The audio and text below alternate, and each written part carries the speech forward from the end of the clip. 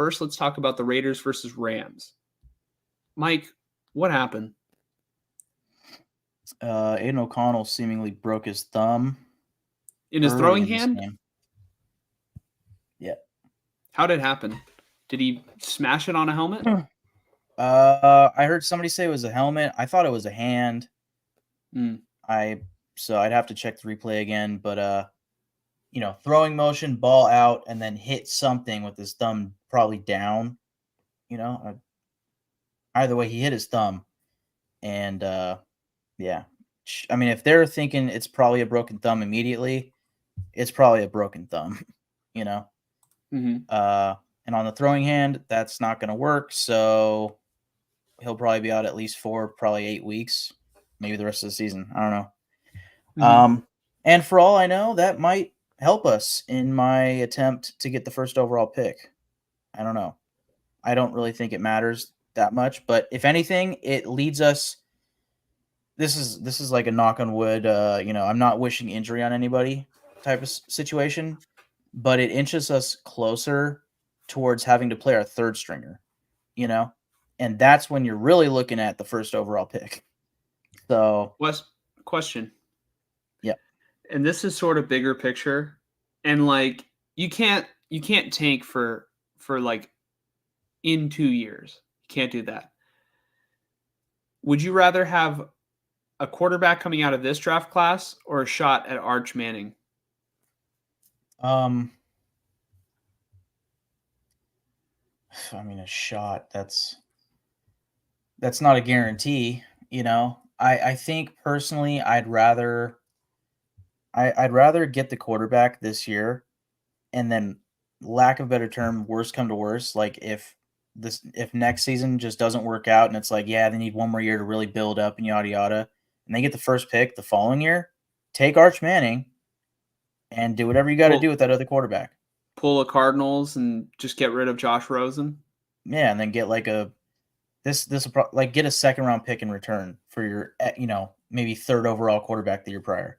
Like, that sounds bad, but like, you got Arch Manning. Like, what are you really going to complain? Or you can keep both of them. Just keep both of them. Yeah. Yeah. Like, why not?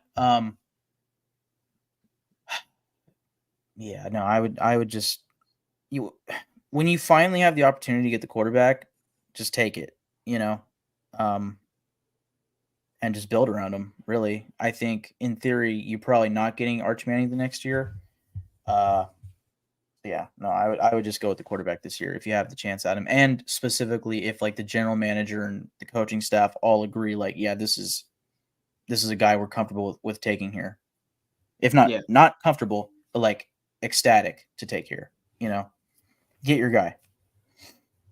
Are there any, you watch a little bit of college football here and there. Maybe you watch more than I give you credit for.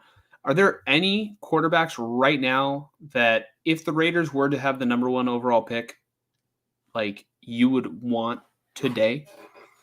Yeah, it's just Cam Ward. And he is the quarterback for Miami? Yeah.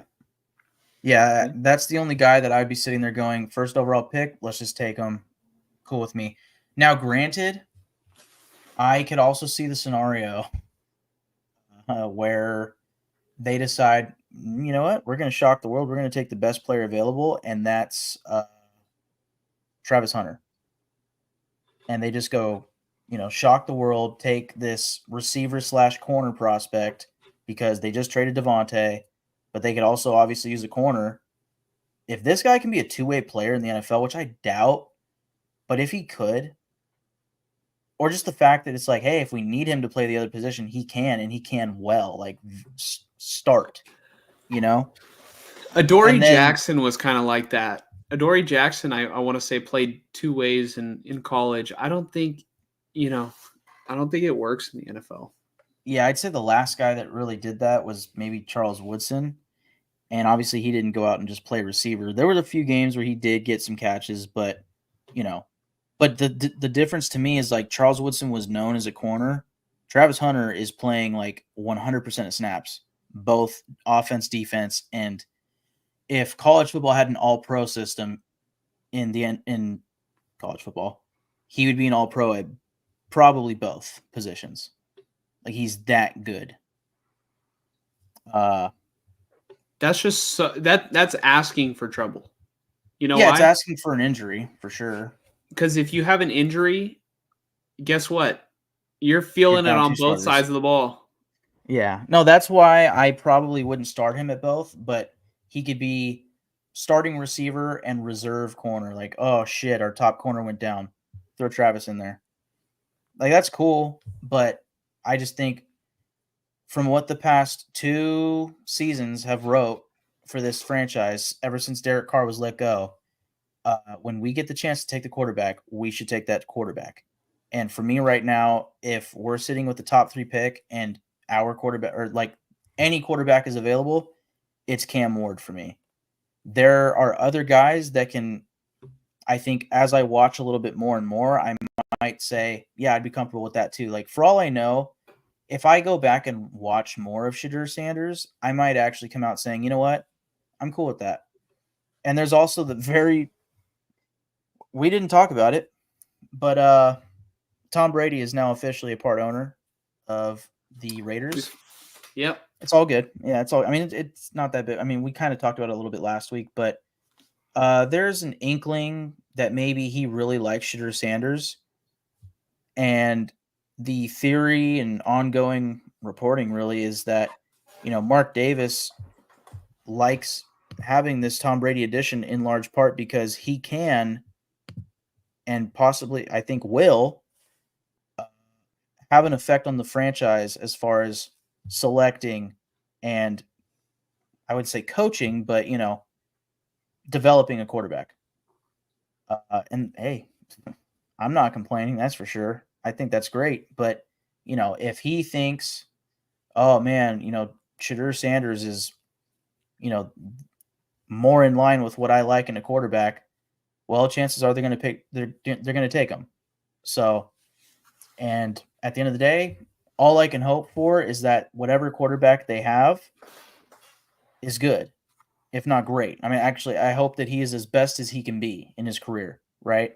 I'm not going to hate Shadur Sanders just because I wouldn't really pick him right now, today, in October, right? Yeah. But in a couple months from now, in the offseason, when I have some time to really watch, maybe I'll change my mind. But right now, it's like easily Cam Ward, probably not anybody else. But I know that there's a few guys who there will be multiple quarterbacks in the first round, not just Cam Ward and Shadur. There will be at least probably 2 more. You know what I find crazy going back to the whole Brady being an owner thing? What the hell does that mean for his broadcasting career? Because I saw the list of all the rules that he has to abide by, and he cannot be critical of the officials. He cannot be in the production meetings.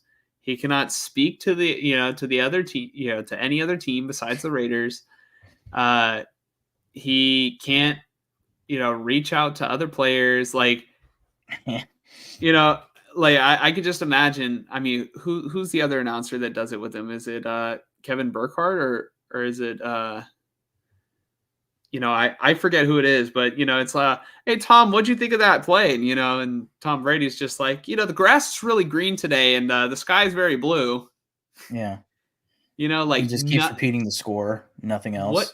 What can Tom Brady add? He's like, it's a 7-7 ball game, and that means that football is still yet to be played.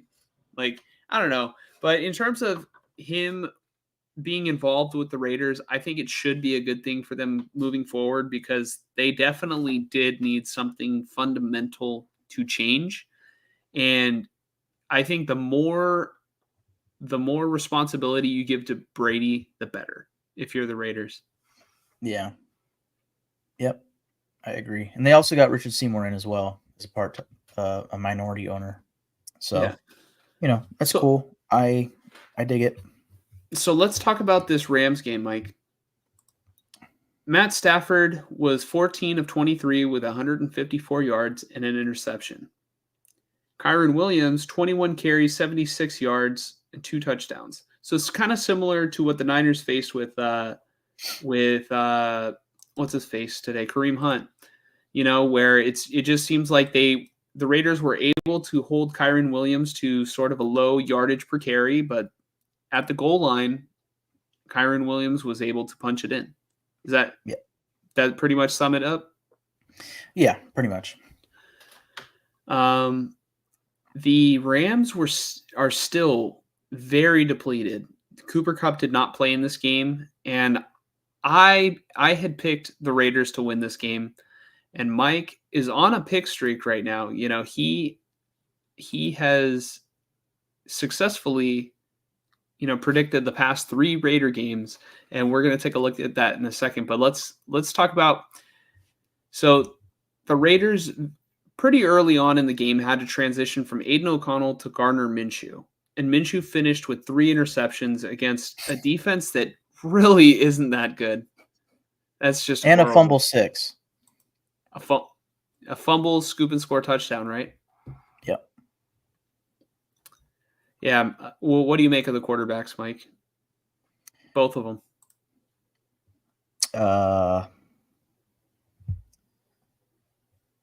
Trying to find a prop that I can do something funny with. It's not good, man. It's this is why they need to draft a quarterback. Yeah, I mean this is where my mind was going back when they announced Gardner Minshew as the starter, you know, after the preseason. You know, was from what I saw in the preseason, there's going to be a lot of turnovers for this offense as long as he's the quarterback. And now that I'm in tank mode, I'm fine with that. You know what? Now Better you love yet, Gardner Minshew. Yeah, and better yet, bring back Brian Hoyer. Let's bring back it, guys. Brian Hoyer. Honestly, is Jamarcus Russell around? Now that would be a story.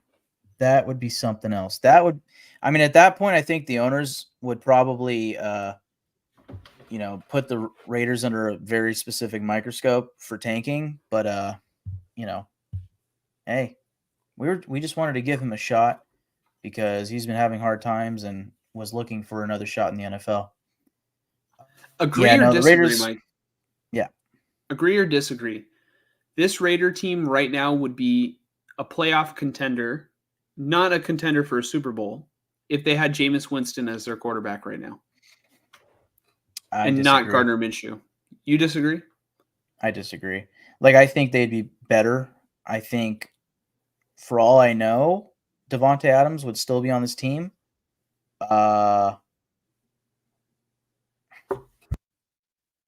It's tough. I think the offensive play calling is doing a really good job of helping us lose games. And I think obviously the quarterback play is also doing that. The run game is a big part of that, you know, and I don't think Jameis Winston would necessarily help the run game. He probably would compared to Gardner Minshew, but I think with Luke Getsy and the current run game, I really don't think it matters, and the defense has not played up to the expectations so far. Alexander Mattison, 23 carries for 92 yards. Zamir White, 3 carries, 13 yards. Trey Tucker, 1 carry, 11 yards. DJ Turner, 1 carry, 4 yards. Gardner Minshew, 1 carry, 2 yards. You know who did have a good game in this game on the receiving end? Is it Mr. Brock Bowers? It is Mr. Brock Bowers.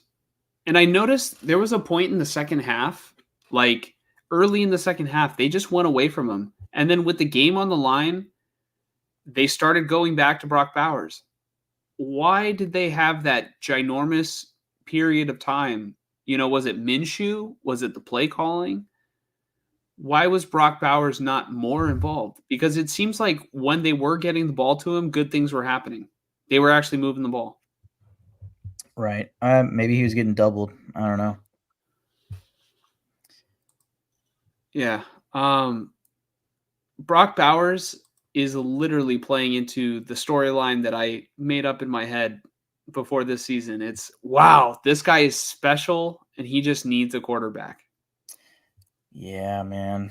The future is bright with him, that's for sure. I mean, the now is bright with him. This dude is a stud. Yeah, they just need, you know, now that Devontae's gone, they need a good boundary receiver to kind of balance that and help hopefully take off any potential double coverage for Brock Bowers. Because really, I mean, Brock Bowers is shaping up to being the next Travis Kelce, in my opinion. And that sounds like insanely high praise or like, whoa, don't jump the gun. But like, as far as his importance to this offense and to the quarterback, like, and his capability, I think that's not far fetched at all, you know? And yeah, I'm gonna keep saying it. They just need to find that quarterback, man. Along with that, though, they need to find the right offensive play caller. So you are So, definitively on board of Luke Getzey is not it. oh, I am officially. I don't know if it was last week or 2 weeks ago, but I am officially at least 2 weeks out on Luke Getzey. Like, you could fire him tomorrow. That's cool with me. But preferably keep him until the end of the season so we can get the top 3 pick. Okay. Mike, how long is Antonio Pierce going to be able to hold on to this job? I think he will not get fired this season. And when I say that, I mean during the regular season. It's entirely possible that Mark Davis and potentially even Tom Telesco is a part of that. Maybe even Tom Brady's a part of that. You know, look under the microscope and say, what's the problem with this team? And they come out determining it's the entire coaching staff. Yeah. That could very well be a thing the first week of this offseason, the day after the season ends. I could totally see it.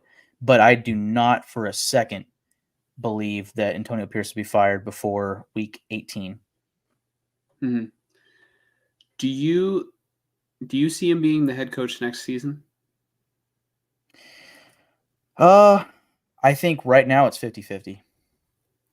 I don't see him being the head coach next year. And here's why. Yeah.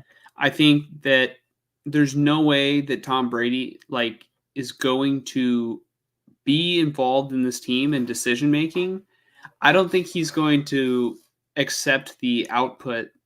All right, Antonio Pierce is just an underexperienced head coach. And he's a former player, and I'm all for former player coaches. We see great ones like D'Amico Ryans is doing a hell of a job in Houston right now. Yeah. So I have no problems with guys who didn't come from like a coaching background in college and like work their way up. I just don't think that Antonio Pierce has the connections, and maybe Brady could fix that, but. I think Antonio Pierce is a good guy. He means well with the Raiders and everything, but there was a decision in this game where I just feel like you got to have the instinct to go for it, and it's kind of similar to the situation a couple weeks ago when it might have been week 1 against the Chargers, where everybody was making that big stink about how they punted it. Yeah. So the Raiders were down 8. Right? They were down by 8, and it was 4th and goal, and they were around the 5-yard line, and they decided to kick a field goal. Or it might not have even been 4th and goal. It might have been like 4th and 1, and then the end zone is right there, something like that. Let me see if I can't pull it up. I want to get the exact thing. I want to say the one that you're talking about may have included a false start by DJ Glaze, the rookie right tackle, on 4th down. Maybe it was 3rd down, but I want to say it was on 4th down. False start. So move it back 5 yards. So instead of it being like 4th and 2 from the 2, it was like 4th and 7 from the 7 or whatever, or maybe 4th and 5 from the 7. I don't know. And it's like at that point, that's tough. So, and I think they were down. They were down by 8 points at that point. So it was like a touchdown. You could potentially tie it. Kick the field goal though. I think with, like you said, however many minutes left, it's like, well, we could get the ball. 2 minutes and 46 seconds left. Okay. It depends on how many timeouts they had. It's a tough one for sure. Well, I just figure you're so close to the goal line. You know, it was only a Right. 27-yard field goal. You know, and all right, let's see. Is there a way where I can see the play by play? Is there a thing to pull that up? You know, not On not to actually see the plays, but like right on like in ESPN. writing. On ESPN, there's a play by play. Okay, because I saw it, and I'm just like, I feel like, what do you have to lose? You know, you kick the field goal, you give it back to the Rams, and they can easily, I feel like, put the game away. And then, all right, that's not the issue. The defense is the strength in the Raiders right now. The issue is that you give the ball to the Rams, you're so close to the goal line and tying the game. You kick this field goal, then once you get the ball back, you have to drive down the field and then score a touchdown anyway. You're already right there. Mm. That's the way I see it. You know what I mean? Like, kicking the field goal means that X, Y, and Z has to happen. Whereas 4th and goal, you just go for it. And if it happens, it happens. You know? X and Yep. Y only have to happen. Yeah. Because you just have to score the touchdown and then the 2-point. Where can I pull it up? I've got it on Game ESPN right recap? now. I've got it on ESPN right now. Oh, So play with by 2 play. minutes and 2 minutes and 50 seconds left, 4th and goal at the Rams 4-yard line. They were going to go for it. False start. Then it's 4th and goal at the Rams 9-yard line. 2:46 left. They kick the field goal. So it was 4th and goal at the 9. It's like, well, you practically have to move the sticks there. Yeah, it's a tough play because if you don't get that, like, you're still down a touchdown and a 2-point conversion.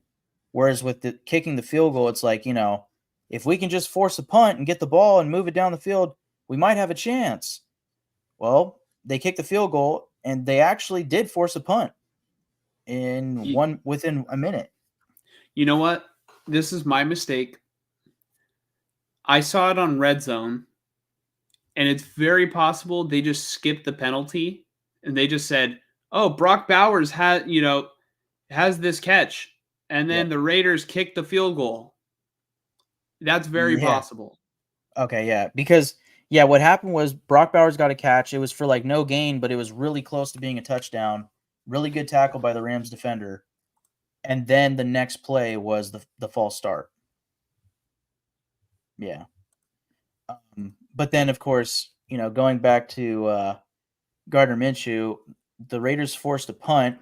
They had the ball on their own 11-yard line, so they had the full distance of the field to go after the punt with a minute and 39 left. And I'm assuming no timeouts because they probably had to use them to force that punt. And then 3 plays later, Minshew throws the game-sealing interception. So, I get your point for sure. It's like you're that close. Do you really have a shot with this offense to go score a touchdown? Yeah, probably not. With a minute and a half left. But you know what I think? The false start changes it. It probably outright changes my opinion. I'd have to really see it, but man, what a horrible time to have a false start. What a horrible. That's definitely DJ a rookie Glaze, mistake. That's horrible. And you know what I say? Thank you, DJ Glaze. The first overall pick is still on. Yeah. I don't know, man. I really thought the Raiders could have pulled out this game against the Rams, a depleted Rams team who had only won one game up to that point. And so now, like you said, the Raiders are in the sweepstakes for the first overall pick. And Tom Brady is licking his chops. Yeah. All I'll say, as far as, just to be a positive Raider fan for a second, when this season is over, or hey, right now, if you want to, Tom Telesco, re-sign Trevon Merrick, please. And at that rate, re-sign Nate Hobbs. Bear in mind, now that they traded Devontae Adams, they have currently, I think they're on par for like the 5th most cap space next season, but it's like over $100 million, I think, in cap space. They have money to spend, and they have a lot of players, especially on the defensive side of the football, that are going to be upcoming free agents. Many of those guys you can let go, but many of those guys I would be re-signing. Trevon Merrick and Nate Hobbs are 2 of them for sure. I think Robert Spillane is an interesting option. Divine Diablo is an upcoming free agent. We'll see. But yeah, there's quite a few guys. Malcolm Kuntz. We'll see. So Now, who's going to be pulling the strings? Is it going to be what Demokes is suggesting? I'm on the hire Bill Belichick as head coach. I've heard that that's a rumor. It's just a rumor, but maybe that's Brady's plan, is to hire Bill Belichick as the head coach of the Raiders. Hopefully Daboll gets fired and we can hire him. We can pick him up as the offensive coordinator. Here's the way here's my question. Mike, does it make you sick to think about the Raiders going back down the Patriot path? After just having Josh McDaniels, and who really is the offensive coordinator? Because Bill Belichick's offensive coordinator has been Josh McDaniels most of the time.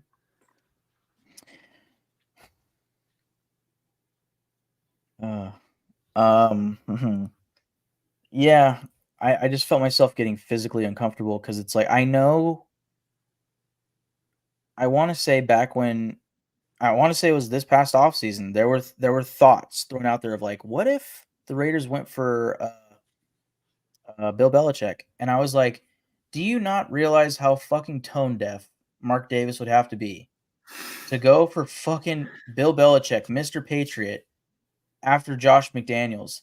And what's crazy is, now that they have Tom Brady as a part owner, who will seemingly be, having an effect on this team and, making some sort of, I won't call them decisions, but, definitely effect on decision making. Suddenly it's not so crazy, and oddly, it's not even that tone deaf. It's weird. Now, granted, personally, oh man, I have a hard time with the Bill Belichick idea. I get it, but I think my thought process right now is, all right, we plan on probably picking a quarterback in the draft. If it's not going to be Antonio Pierce, which as of today, I think I agree with you. Like, I don't think he would be the head coach next year, and if I were in charge, he would not be as of today. Belichick or Pierce? Pierce.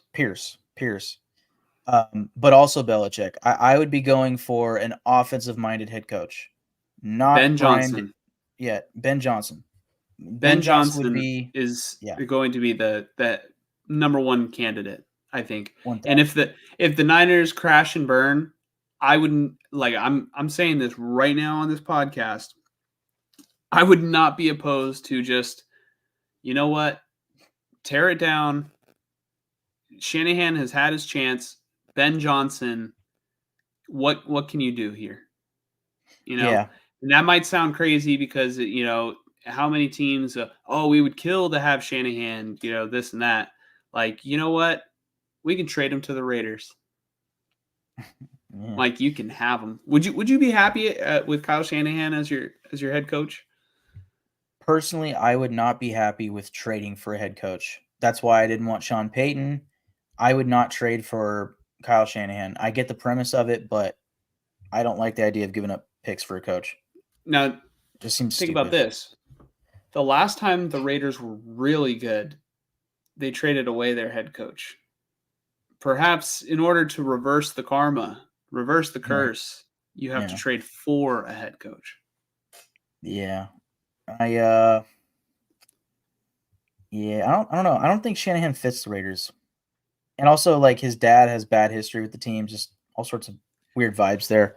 Yeah, his dad was a Broncos guy and a Niner guy, so it's like he coached the Raiders. but it was like ugly. Like it just Yeah. immediately like Al Davis fucking hated its guts. Yeah. And then If I'm not mistaken. just to clarify what I was saying is not that all right, if I had to blindly pick, would I take Ben Johnson over Kyle Shanahan blindly? But hey, if it's we're going to move on from Shanahan and it is Ben Johnson, I don't even think I'd mind. It's like, you know what? We're getting something new because right now we're just going in circles. But that is how much I like Ben Johnson, and that is why I bring him up for the Raiders because you guys could potentially be looking at a new head coach, and Brady will be involved. And funny thing, I was the Jim Harbaugh guy, or I was the guy screaming Jim Harbaugh for the Raiders. I don't know if Brady as an owner and Jim Harbaugh would work. I kind of, if Brady's really going to be involved, I don't know if Harbaugh would have liked somebody looking over what he's doing, and Right. questioning what he's doing. So With the maybe quarterback and in that stuff. sense, if you prefer the Brady involvement ownership wise and like team decisions going forward, if you prefer that route over the Jim Harbaugh route, then it was a good thing the Raiders did not hire Jim Harbaugh. However, I do think from a coaching perspective, I like him. Right. But just in terms of them meshing together, might not have worked Yeah. long term. I think there are many offensive, play callers out there that are potential, good options. Bobby Slowick, as Unless the season progresses. hold on, unless Brady would have just loved him for the Michigan ties, but Bobby Slowick. Yeah, I just think there will be many options once we get to like the end of the season of like, oh, that guy's an interesting option as far as an offensive play caller who could be the next head coach. Now, granted, just to get back to this comment, it's not the worst idea, Demokes. Belichick, like the positive that I see from Belichick is like there's not many head coaches that are going to outsmart him. And then Dayball, like I just think he's probably not suited to be a head coach, and that might actually be a positive in the sense that if he comes on as the offensive coordinator for Belichick with the Raiders, maybe he sticks around for a long time. Because my main fear with going with a defensive minded head coach is that, okay, you get this stud offensive coordinator to help develop your quarterback, and then 2 seasons later he dips off to be the head coach of the Tennessee Titans. And then it's like, well, Yeah. fuck, now we have to start over there, and then our quarterback's kind of falling back a little bit, and so on and so forth. Whereas Dayball, he's had a stint with the Giants. He was also with the Bills, right? Like he was their head coach or just offensive coordinator? He was there. I want to say he was the quarterback coach. Quarterback Or coach. here, let me see. So this is his only head coaching gig, right? With the Giants. Yes. But granted though, like I think it's gone so bad that he probably won't get looked at No, for quite he some was time. the offensive coordinator. Okay. Yeah, I mean that checks out. But yeah, point being, like he's done so bad with the Giants where if he gets fired at the end of the season, like I don't expect a team to look at him for head coach for a while, And then if anything, maybe Belichick lasts only a couple years with the Raiders, and then if it is successful, maybe Dable becomes his successor, and then you keep the offensive play caller with the quarterback because he's done good at developing quarterbacks, at least Josh Allen, it's not the worst idea. But I just, man, the idea of Belichick as the Raiders head coach is certainly it's something I will have to think more about. Like I don't have a definitive like yes or no answer right now. It's more of like that'd be something, wouldn't it? Mm-hmm. I think Belichick's a great defensive mind, but obviously wasn't successful at the end of his tenure with the New England Patriots. Yeah. But this would be pairing him back up with Brady's mind, not his quarterback ability. But if you can pair those two together, that has shown good results. And, it would be perfect because Bill Belichick would be able to just have a night out in Vegas with his 20-something-year-old girlfriend, and he and Mark Davis can have a double date with their 20-something-year-old girlfriends. Yep. And hey, I mean, Allegedly. Tom Brady's on the market. You never know where that's going to go. Yeah. Or Tom Brady will just bring his son.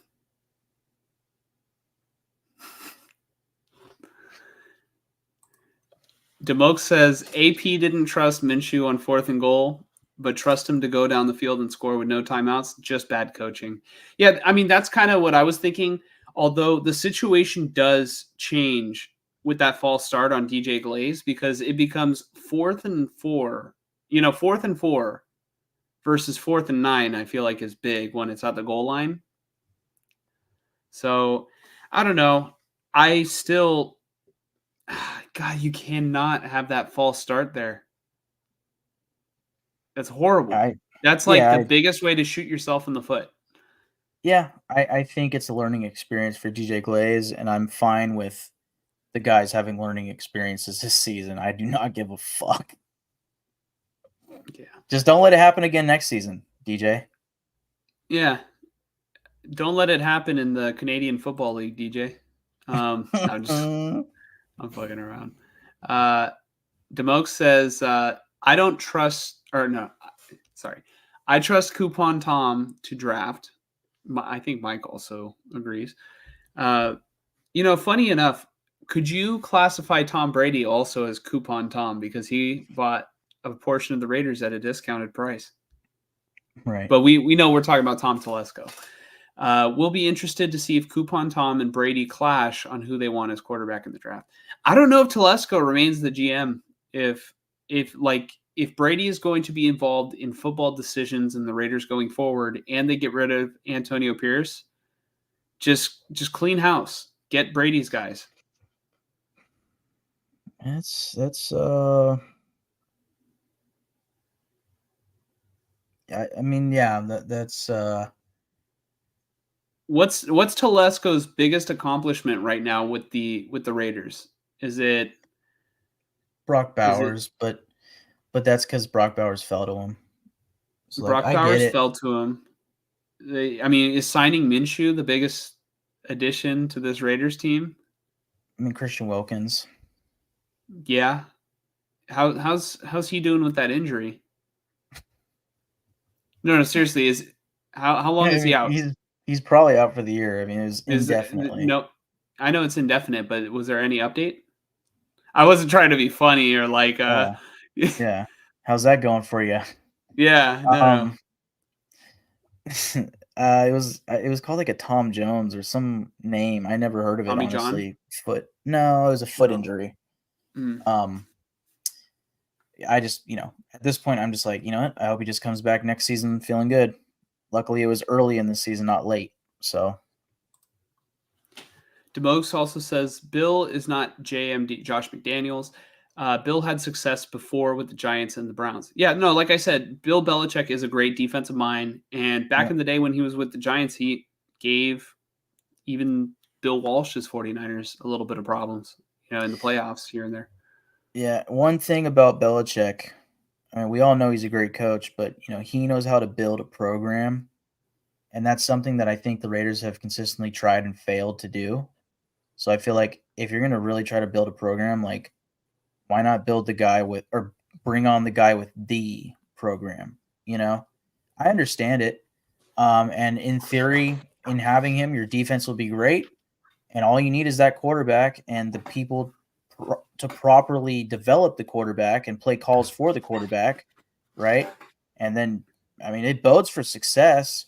It's just, I can't help but sit here and think somehow the Raiders will fuck it up.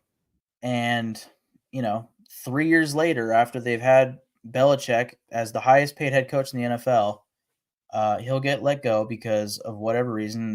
They might even, write it off as him retiring. And, it just won't work out. And then our quarterback's a bust. And it's at that point been almost 30 years of my suffering. Clip this right now. How many years until we hear this? Tom Brady sells his stake in the Raiders. You know, because like, all right, similarly, wasn't Magic Johnson? You know, he was the president of the Lakers, right? Or at least he was involved in the Lakers, and he was just unhappy with the role of not being able to talk about the game.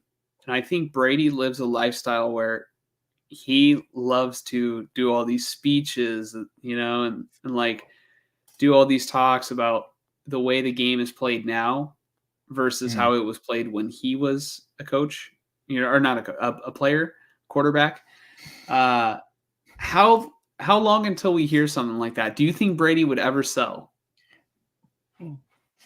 I don't. I think.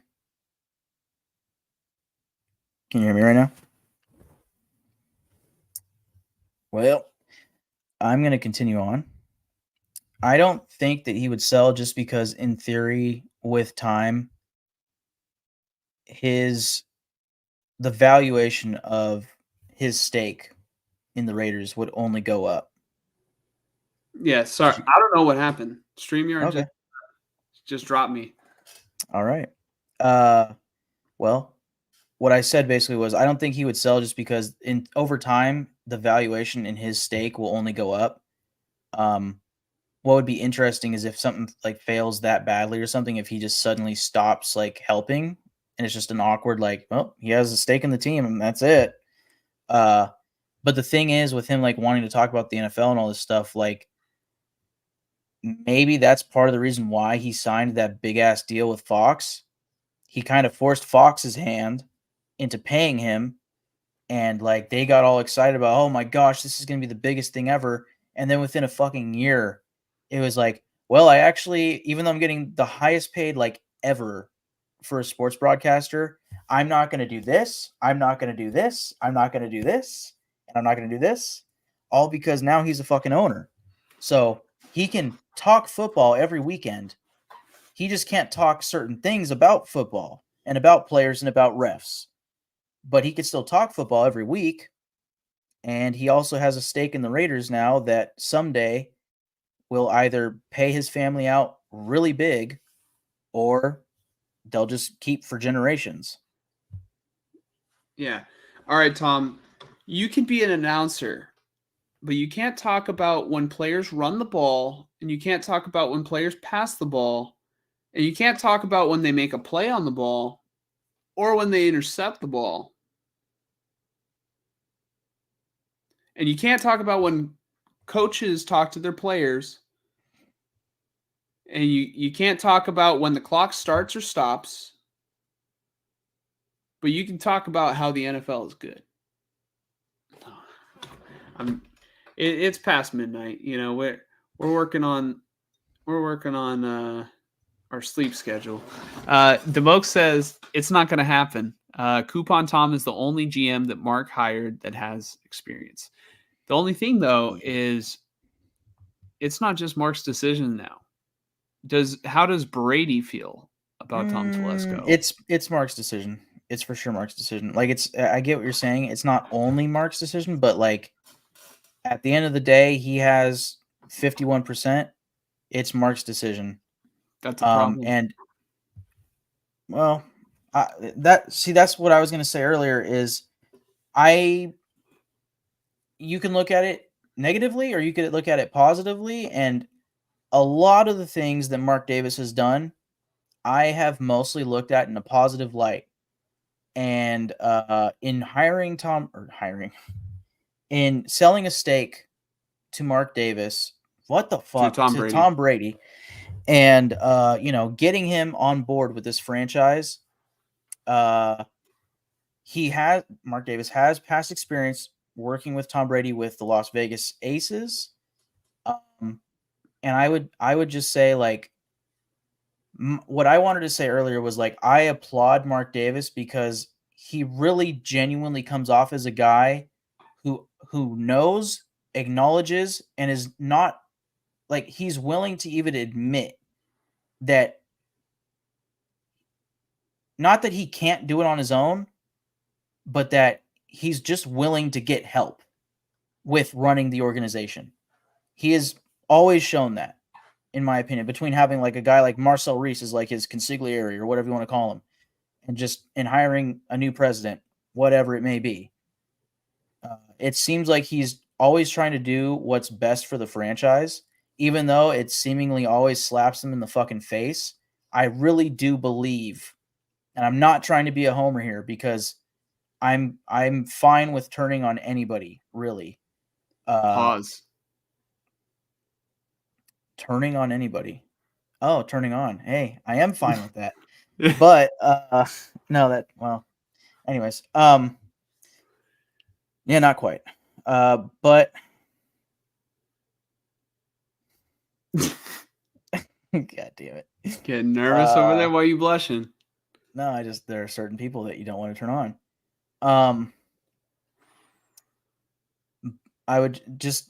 I think in getting in getting Tom Brady, I'm already getting their names mixed up. That's funny. In getting Tom Brady on board, it's like, if he really is going to help with like developing the quarterback, I mean, there's not many other names in the world that you could say, oh, this guy is a part owner of our team and he's going to help develop our quarterbacks moving forward. Like, I mean, by most accounts, I'd say 99% of people would say that Tom Brady is the GOAT at quarterback. Like, that's not a bad thing to me, you know? But at the end of the day, what brought that up just now was just, it's Mark Davis's decision at the end of the day. But I think what's nice about Mark Davis being the decision maker is he's willing to get other people on board to help him with those decisions.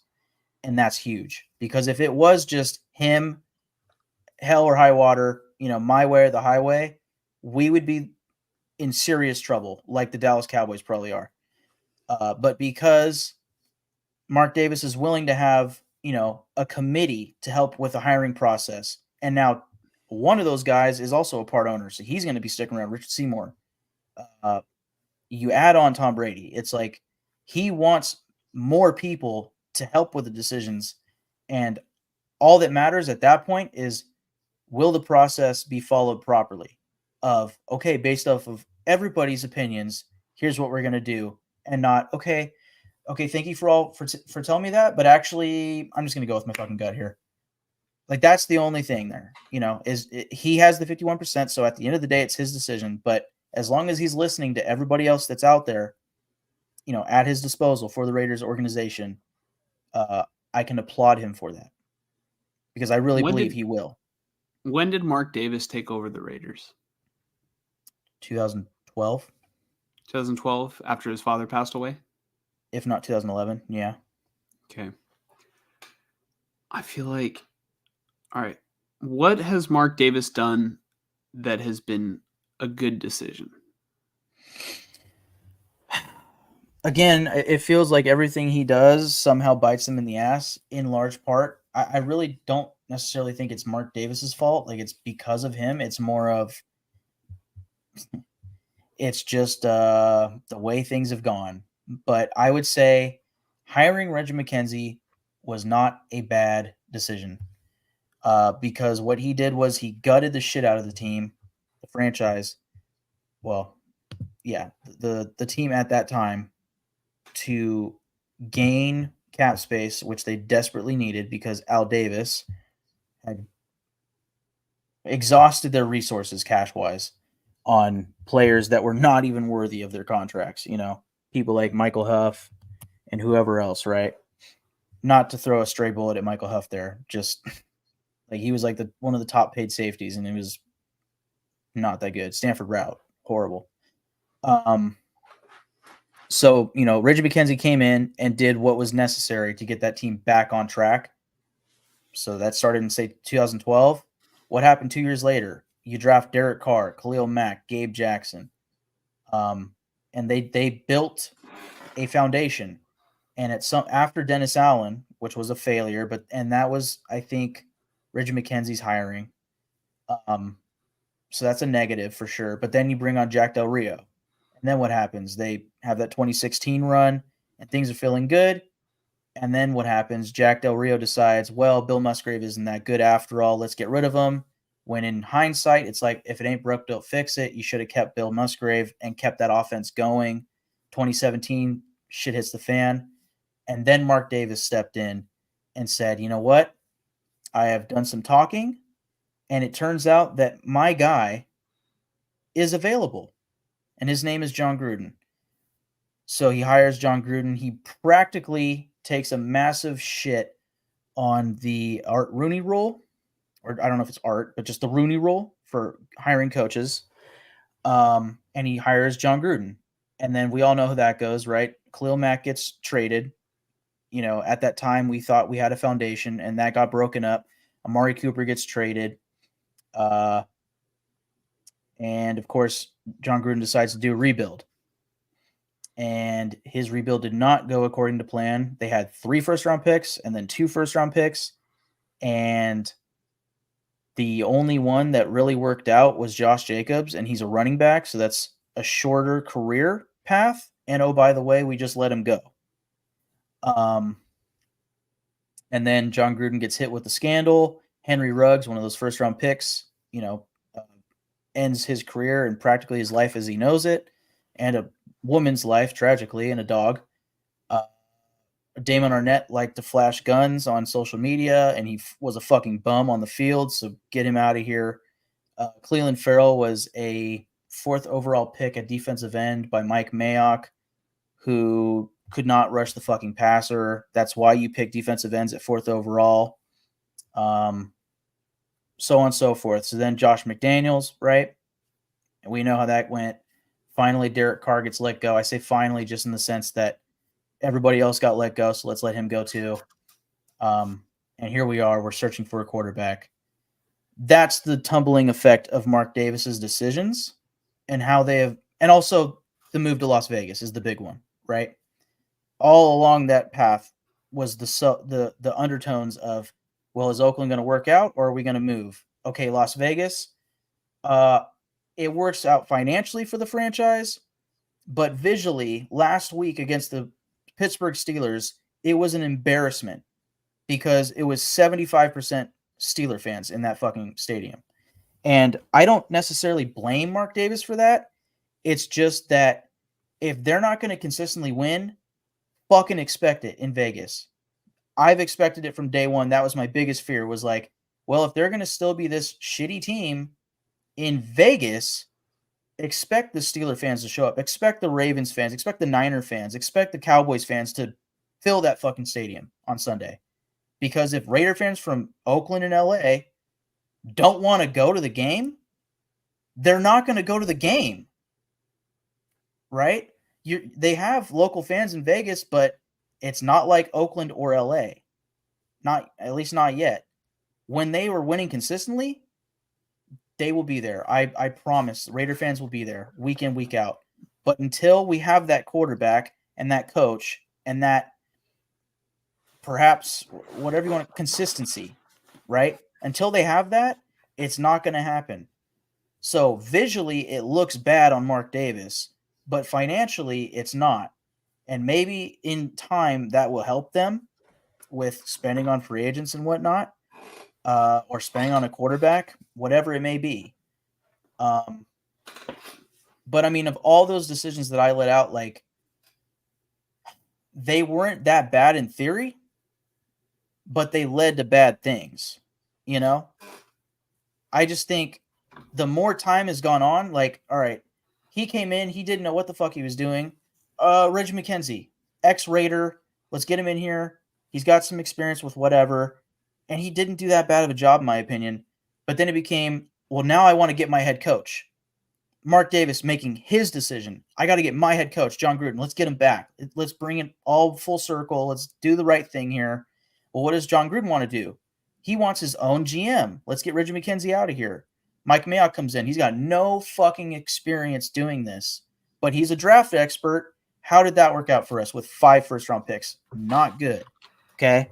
John Gruden, old school coach. Offense, not that good. Even with Derek Carr as a veteran. Derek Carr, by the way, going through offensive coordinator, play caller, by play caller year in, year out. That does not help a quarterback in his career. I think over time, Mark Davis has learned to rely on others more, which is why with these hiring processes now, especially after McDaniels, it has become let's all figure this out, not just Mark Davis, because clearly Mark Davis does not fully know what he's doing there. Because even though these coaches, Josh McDaniels, John Gruden, have the pedigree, it still doesn't work out. So what's the problem there? And I think part of that problem is not having the proper GM in place. And hopefully Tom Telesco can be that guy, but I'm not going to say, sit here and say for sure that he is. So, they have to get consistent. They have to get the right people in place. GM, coach, quarterback. They need that shit. Everyone does. Yep. But one thing I want to say, consistent. That's the thing. I do see the Map Crow in the comments, commenting about Niner stuff. We will get to that in just one moment. We already did our Niner portion of the show, but we always take comments. We will talk about that after we're done wrapping up our little Mark Davis tangent right now. And then we'll, after we take your comments, we'll get into the Raiders Chiefs preview before we get out of here.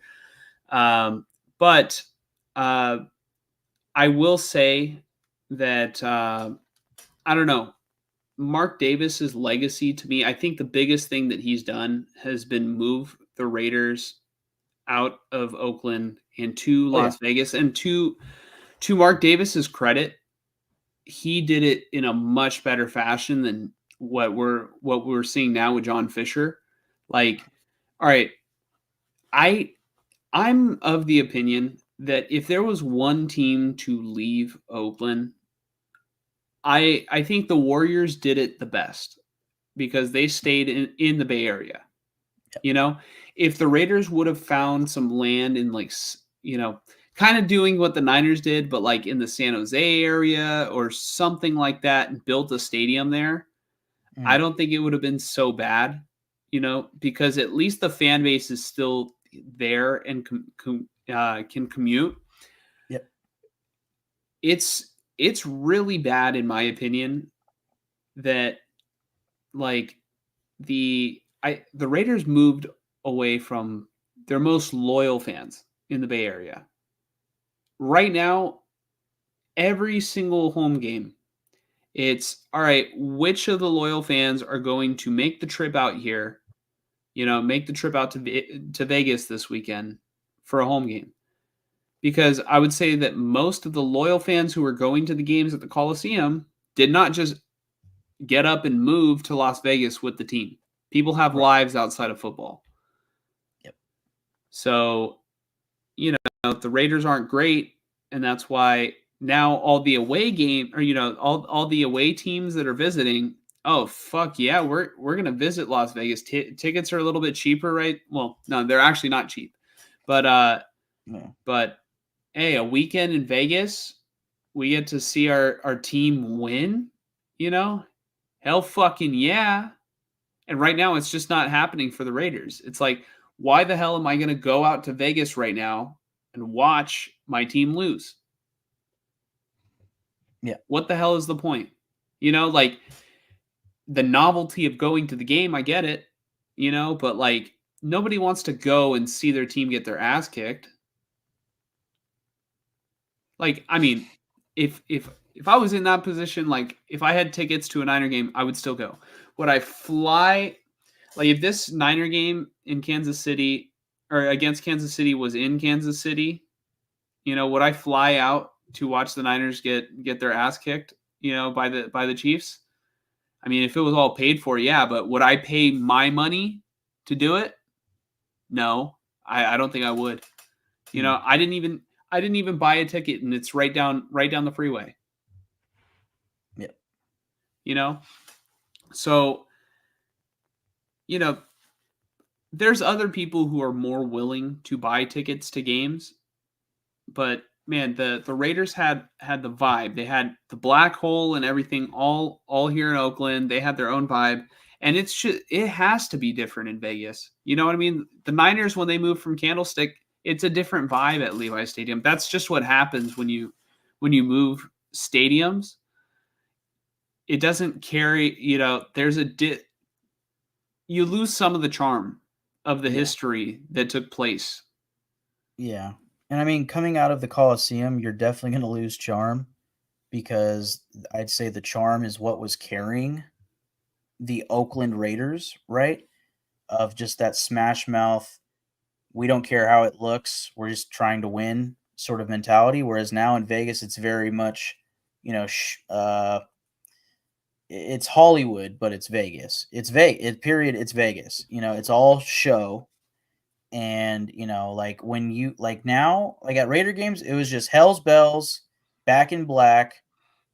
If it was raining, it was muddy, type shit.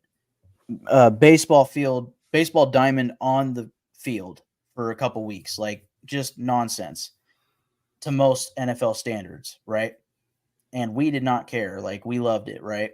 And the like the fans in the crowd were rugged, potentially drunk, but having a great time and very much into the game. Now, like, okay, so bear in mind, back in black, Hell's Bells. Now, when you go to a game in Vegas, it's like, welcome to the show. It's just like everything is a Vegas show, So it's different. Now, granted, they still play the Hell's Bells. They have really cool videos going on, to like hype you up and stuff. They have way more bass in the building and all that. Like it's cool. And I enjoyed my time there when I went against the Giants. But the charm is absolutely different, Dude, So I'm just imagining right now, like, all right, we saw the video of Gardner Minshew, like eating his boogers. So like maybe he's not like, maybe he's not the brightest quarterback in the NFL, but I could just imagine Gardner Minshew dropping back to pass and he just gets distracted for a second. Or like, he's getting the play call, he's in the huddle, and then he's like, oh man, those people are really partying in the club in the end zone, huh? yeah. Like, I don't know, dude.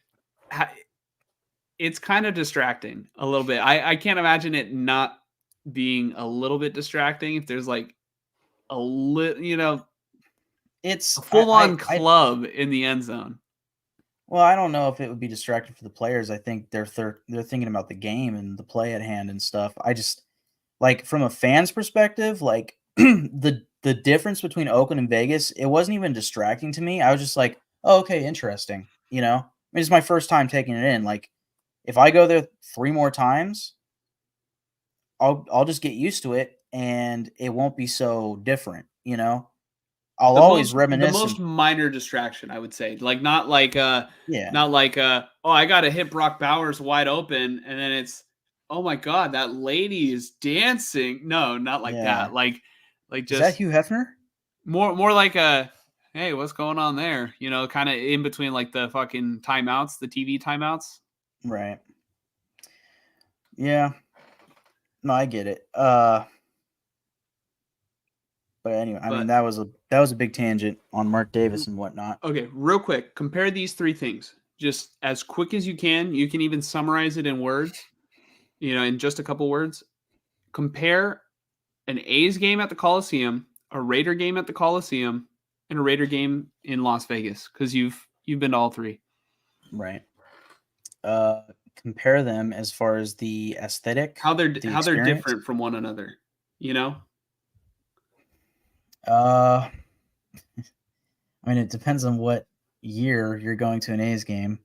The past 3+ years, it's been, wow, that was a major professional sport. But if I'm comparing, essentially what the usual A's game experience was the fans being very into it, bam, bam, bam, bam, bam, all that stuff, right? And just having I can't properly like put it to words, but like Oakland fans were different and awesome, and it's just it's probably 10 years from now, I'll be older. Maybe I'll have kids. I don't know. And I will be looking back at Oakland sports and being like, why the fuck is there not an Oakland major sports team? Like, how did they let that happen? I look at Um, it now. I look at it now, and I'm like, yeah, dude, no, I like am. I am. I know it. I know how it happened, but still, it just doesn't feel right. Yeah, no, it doesn't feel right. It's just like, I think it'll hit me harder in hindsight and like with kids and stuff of like, damn, I can't just take my kids to a random game. Like the plan as when I was growing up was like, oh, it's so cool that like my dad or my parents or grandparents, whoever can take me to a game. I want to do that with my kids someday. And it's like, well, you can't do that now. Yeah, But I can go to Giants games and maybe they'll grow up as Giants fans. Fuck, I don't know. I love going to Giants games. Just being honest. Uh, but it's not as easy, as going to a A's game, 10-minute drive or, a quick little BART ride. Like that's different. yeah, Granted, taking the ferry out of Alameda is pretty nice. But yeah. anyways, But how's a Raider game at the Coliseum different yep, yep. than an A's Sorry. game? I know you said quickly, and here I am like going on tangents. So I mean, A's game, it's like an upbeat, positive. It's baseball, so it's like you don't have to like worry the whole time, if that makes sense. You're just enjoying the atmosphere, you know? Yeah, And usually for me at A's games, it was always a positive atmosphere. We could be losing, and it's just like, well, at that point, I'm just enjoying the company that I'm with. yeah, Now at an Oakland Raider game, I don't care who I came with. If we're losing, I'm not enjoying the company. That's not fully true. Like, if we're losing that bad or something, I'm probably cracking jokes about how bad this game is, and in that way enjoying the company. But it's like, you know, play in and play out. It's like you're motherfucking and you're pissed off or you're excited, you're cheering, you're clapping, all that. You are locked in on the game, you know? Um, and that's how it is in Vegas too. So long as you care as much, like I guess for me, probably in part because I was a kid growing up and like just really wanting nothing more than the Raiders to fucking win a Super Bowl. yeah, Every game when I was at a game in Oakland, it's like we got to win. I'm slamming my head on this chair or I'm stomping or whatever I got to do to make noise. It Everything almost matters. sounded like you said slamming your head on this chair. Like, Oh, no. But like it was huge. And then like say last year against the Giants, the difference would be more of my mindset of like, man, I hope we win this game, but like we're not making the playoffs this year. It was just I hope we turn things around soon. Whereas in Oakland, I have so many games where it's been like we need to win this game. Whereas that one game that I've been to in Vegas, it was more of like we don't need to win this game. It's just I hope we do because I'm here and I paid money to be here. yeah, Uh, so I guess right now the difference to me is more of a personal thing of internally how do I feel about that game specifically. But also like I can't really compare Vegas Raiders to Oakland A's, but I already gave you what the A's experience was. Really, I can just compare Oakland to Vegas, which is in Oakland, it was rugged. It was it was different. And it just I think because of the surroundings and the way that the fans were, it was like purely, can we please fucking win? You know, we need to win. Let's go kick some ass today. Let's be badass. Like let's see the best shit possible today. Whereas in Vegas, uh, like it's like, all right, it's a show, so let's put on a show. You oh, that know, show was exquisite. Time to go check out yeah, Magic Mike. That was your yeah, experience, right? yeah. Well, not really, but uh, but part of that is that so far in Vegas, they have been losing teams who need a quarterback. And my experience in Oakland was, up until Derek Carr, similar thing, but at least I had hope, and then we got Derek Carr and I really had hope. Whereas right now there's not much hope, and the real hope is in the offseason when we can potentially draft that quarterback. Once we do, we're going to start, you're going to start seeing the fans at the stadium. And once they, even if they aren't winning yet, if they have the quarterback, it's going to be, let's win. Let's get it going, And then if they start winning, it's going to get more heightened as far as intensity, pressure to win, all of that. That comes with that. So, they just haven't had enough time in Vegas to develop that pressure and intensity and expectation to win. So I'd say that's the difference, really, because as far as the show and the vibes and all that, Vegas is amazing, right? And it's not as rugged, it's not as grounded, it's not as, that tough, I'm going to kick your ass sort of vibe as Oakland was. Gritty, right? But it can be if they're winning. It's just visually different. So. All right.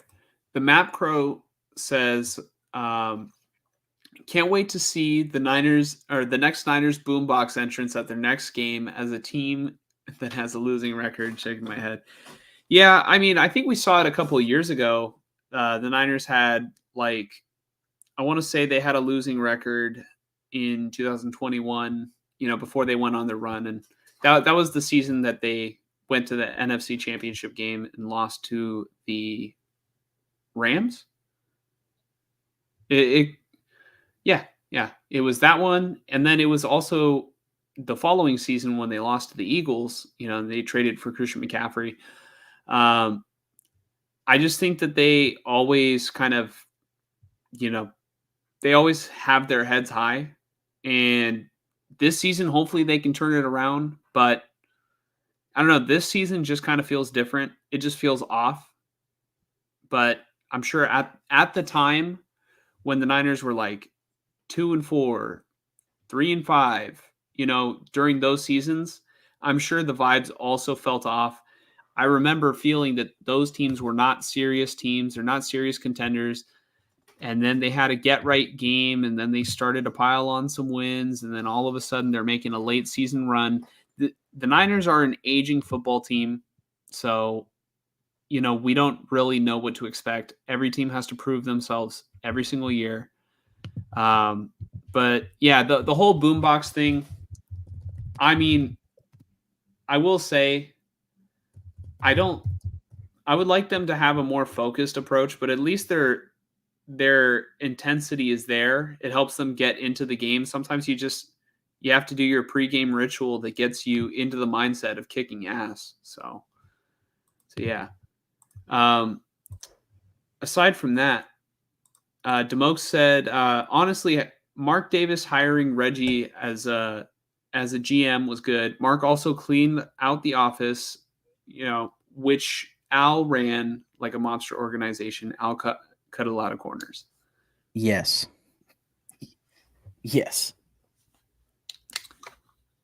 Matt Crow says, bottom line for me as an old school 49ers fan, this team is so soft, all talk and very little action. Yeah, I mean, I'm not fortunate enough to have been an old school 49er fan. I'm 25, so I was born just after their the golden era of 49er football.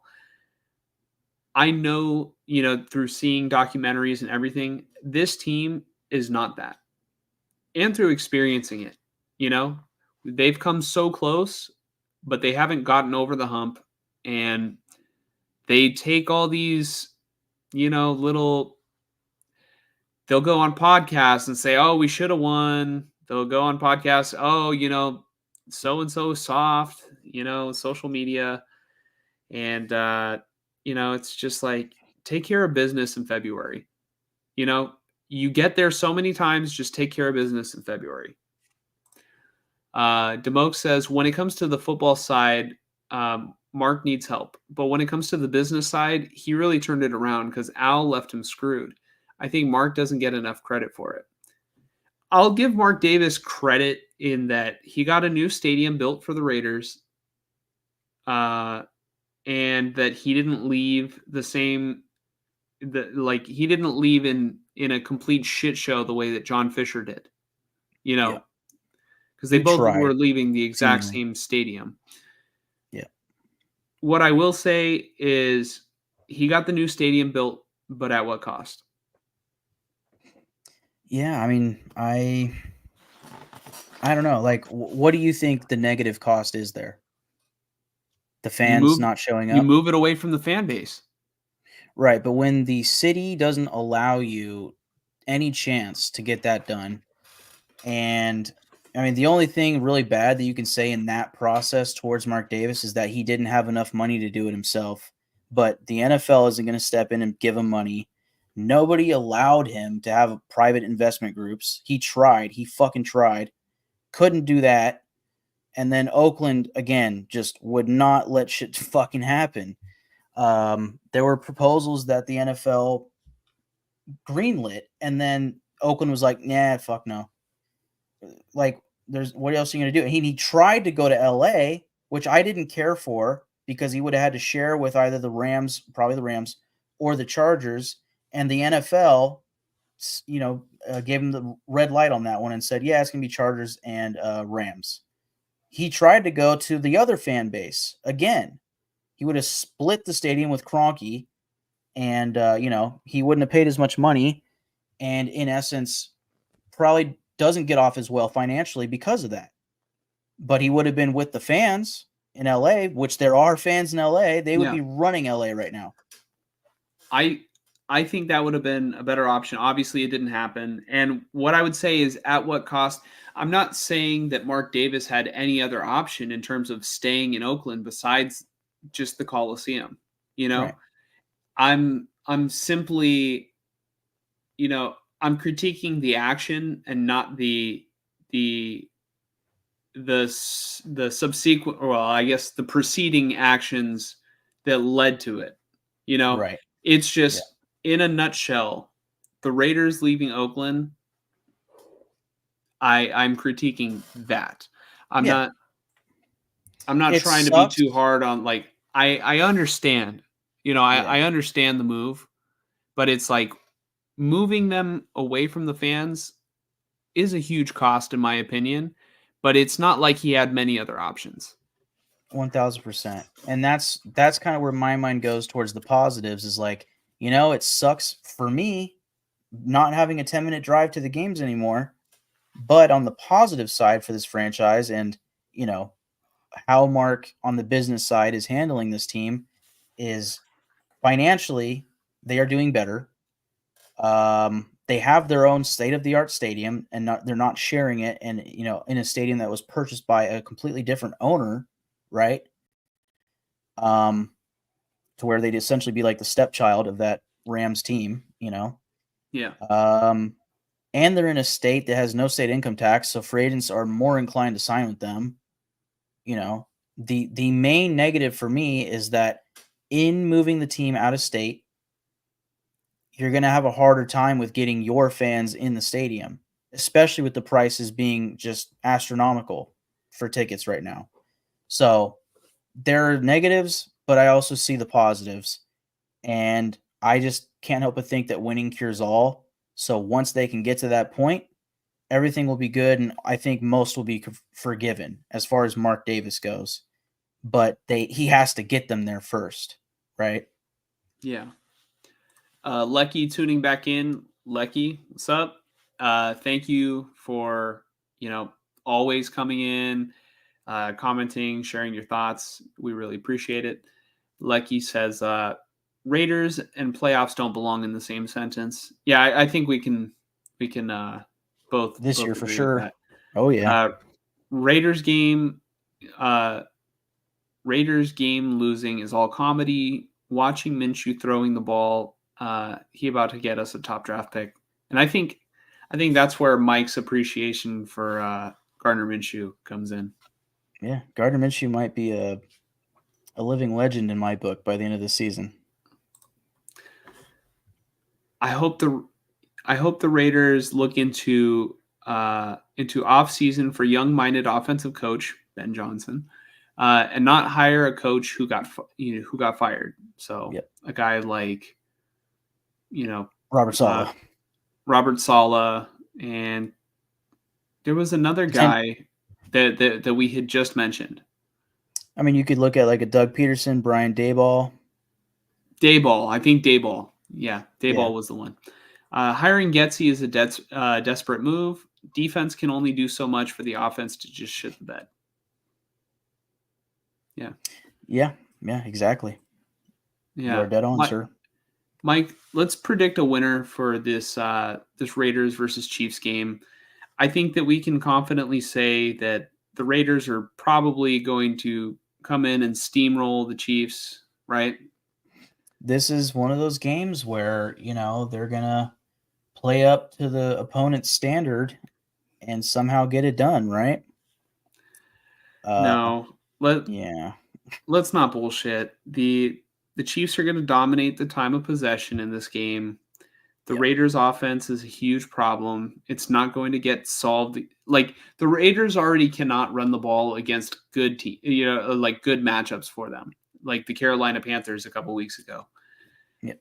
They are going to just, I don't know, dude. Like, the Chiefs' defensive plan is going to be pretty easy. It's going to be, all right, focus on Brock Bowers and pressure the quarterback, stop the run. All three things that they are very good at doing. So, I don't know. It's a horrible matchup for the Raiders, in my opinion. And not to say that there would be very many good matchups, but I'm not even going to hesitate. I'm just going to lock it in. I'm going with the Chiefs in this one. I just saw my team get their ass kicked. This is your problem now, Mike. Yeah. There is a part of me that just would love to say Raiders here and, go balls out and say, you know what, this is going to be the game where they just play up to their opponent, like the Ravens game earlier this year. But because the Chiefs are pretty damn hindered, especially at receiver, whereas the Raiders very well might get Jacoby Myers back. And like, in a way, like the Raiders might defensively match up solid against the Chiefs because their receivers are hurt and their running backs are all backups at this point. But I'm not going to do what I just said because Patrick Mahomes is their quarterback and Andy Reid is their head coach. Of course, the Chiefs are going to win this game. And because of how bad the Raiders are this season, like Spags will have, oh man, it's going to get ugly. Like, defensively, the Chiefs will win this game. The defense will win this game for the Chiefs, period. Yep. Yeah, no, all right, Mike, if I was to tell you that the Chiefs would play this game without playing a snap of offense, like their offense just stayed on the sideline the entire game and they just played defense and punted the ball to the Raiders, would you still take the Chiefs? I think I would still probably take the Chiefs. Yeah, they might get a pick six, and that might just do it. But I would probably pick the Raiders. I would assume the Raiders would put up some points in this game. But, the fact that I would still be inclined to thinking about it, and it's not just a no-brainer, like, oh, no, Raiders for sure. The fact that it's not just a no-brainer, it says enough right there. Mm-hmm. So you are going to pick the Chiefs. Yep. Yeah. Here's the thing too, is that run defense is so good and Trent McDuffie is so good, and they don't really even need Trent McDuffie in this game. Who are they going to cover? Is Jacoby Myers going to come back this week? Yeah, it's not for sure that he will. Yeah. So I don't know. The Chiefs defense is carrying that team, and the Raiders are just going to struggle on offense. If if the Raiders win, then I don't know what to tell you. Just tell me I don't know ball. Yeah. And kiss that first overall pick goodbye, I guess. And I know it's one game, but like if you can beat the Chiefs, like chances are we're gonna beat other teams. Yeah. Oh man, that would just be fantastic for you, right? You just kiss the number 1 overall pick goodbye, just for like winning random matchups that you're like, I don't know. I Yeah. don't expect the Raiders to win this one. I don't know if the Chiefs are still thinking about this, but this is our first matchup against them this year, and we did have that Kermit the Frog, which I think Demoke's, profile picture is of. Yes. So I don't know if Mahomes is still holding on to feelings from that, but I mean that's reason enough to think that the Chiefs are going to just go crazy on their ass. Mm-hmm. Living Loud with Andy says, about to crash for the night, but had to drop in and smash the like button. We appreciate that. Yeah, man. Maybe next week we can get a little bit more live comments if you have any thoughts, but we appreciate you for coming in, just tuning in, and I mean, even leaving this comment right here. Oh yeah. Definitely love to see it. But Mike, one last thing before we get out of here, I want to show you, our before the season predictions and just give a little bit of update on how we're looking on that. Mm-hmm. So one thing that's just fantastic about your Raider predictions is that you have been wrong every single week. Every week. This was before the season, like when the schedule came out and we went through it. Right. Well, this is probably the first week where I'm not going to be wrong. Are you sure about that? Yeah. Watch the Raiders looking win. Down at the rest of the schedule, though, I'm going to be wrong a lot of the time because I picked the Raiders a lot late in the season. Oof. You did too, though. Holy shit. No, I didn't. No, I'm just playing. But yeah. You both picked the Raiders over the Dolphins. Wow. Honestly, the Raiders could still win that game. Yeah, I mean, if Tua, you are giving the Dolphins, I think, a lot more credit than they deserve right now. Like yeah, Tua's out, but I don't think Tua's going to be I don't think he's going to make everything click. Maybe. I think the receivers will get better, and in doing so, and in the threat of the deep ball and maybe being able to develop the play action and stuff like that, it'll keep the defense honest and also help the run game. Like just overall, they'll be more cohesive.